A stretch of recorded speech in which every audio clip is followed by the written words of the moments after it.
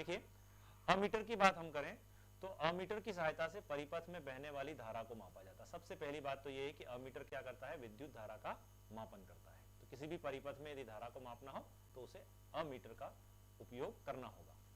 ठीक इसी तरह से अगर हम वोल्टमीटर की बात करें तो हम कहते हैं कि वोल्टमीटर की सहायता से परिपथ में किन्हीं भी दो बिंदुओं के बीच विभवांतर मापा जाता है। दो बिंदुओं के बीच विभव के अंतर को यदि मेजर करना है तो हम वोल्टमीटर का उपयोग करते हैं।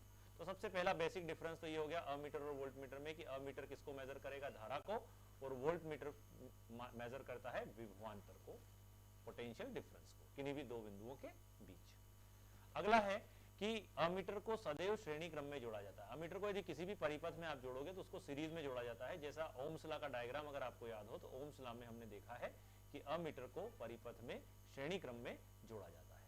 अब इसका उल्टा है, वोल्टमीटर को परिपथ में सदैव किस में जोड़ा जाएगा, समांतर क्रम में जोड़ा जाएगा। जिन दो बिंदुओं के बीच विभवांतर निकालना है उसके साथ समांतर क्रम में इसको कनेक्ट किया जाता है।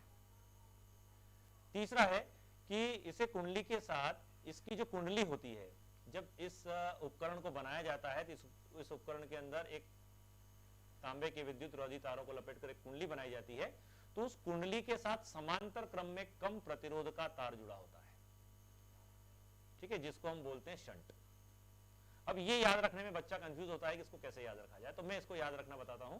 देखिए इसको परिपथ में श्रेणी क्रम में जोड़ा जा रहा है, तो यदि इसको परिपथ में श्रेणी क्रम में जोड़ा जा रहा है तो इसकी कुंडली के साथ एक तार जुड़ा होगा, वो समांतर क्रम में होगा। ये अंतर है दोनों में, ये दोनों में डिफरेंस है। इसमें अगर ये श्रेणी है तो यहां पर क्या आएगा आपका, ये समांतर आ जाएगा।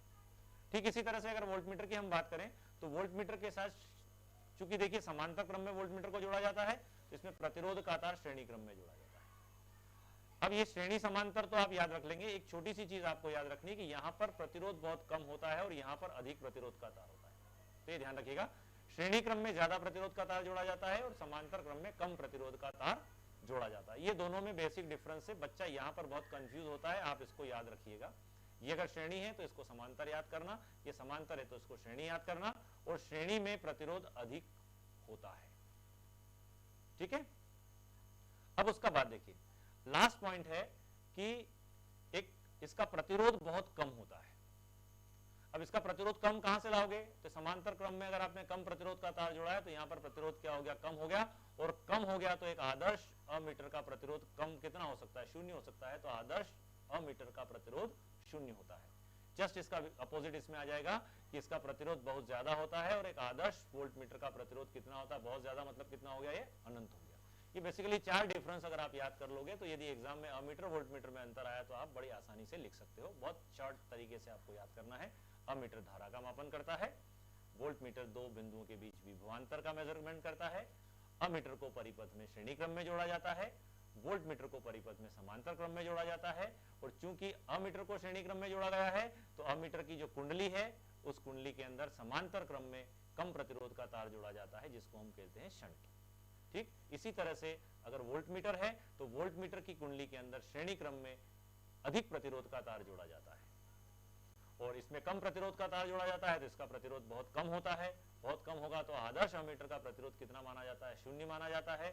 और इसमें श्रेणी क्रम में अधिक प्रतिरोध जोड़ा जाता है, तो ज्यादा प्रतिरोध जोड़ा तो इसका प्रतिरोध कितना हो गया, और ज्यादा हो गया, ज्यादा प्रतिरोध होता है इसका। और आदर्श वोल्टमीटर अगर है तो इसका प्रतिरोध अनंत होता है। इस तरह से आप अमीटर में और वोल्टमीटर में अंतर को अच्छी तरह से समझा सकते हैं और इसको लिख सकते हैं।